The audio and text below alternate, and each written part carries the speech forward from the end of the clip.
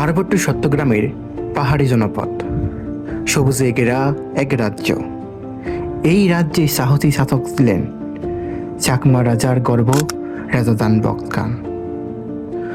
সময়টা ছিল তখন 18শো শতাব্দীর দিকে, যখন ব্রিটিশ শক্তি ধীরে ধীরে বাংলার প্রভাব বাড়াচ্ছিল। তখন পার্বত্য চট্টগ্রামে শাসন করতেন রাজা জানবক্স খান। তিনি ছিলেন একজন সাহসী ও স্বাধীন চেতার নেতা।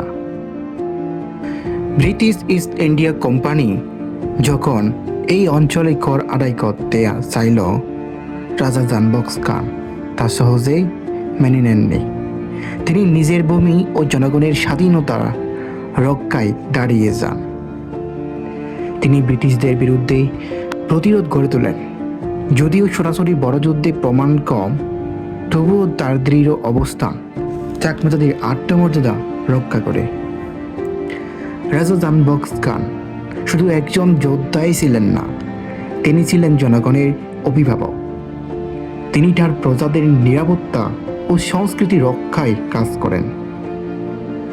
আজও চাকমার ইতিহাসে রাজা জানবক্স খান একজন সাহসী নেতা, নেতৃত্ব আর আত্মমর্যাদার প্রতীক।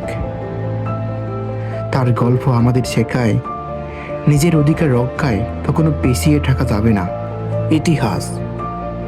ইতিহাস শুধু গল্প নয়, এটা আমাদের পরিচয়।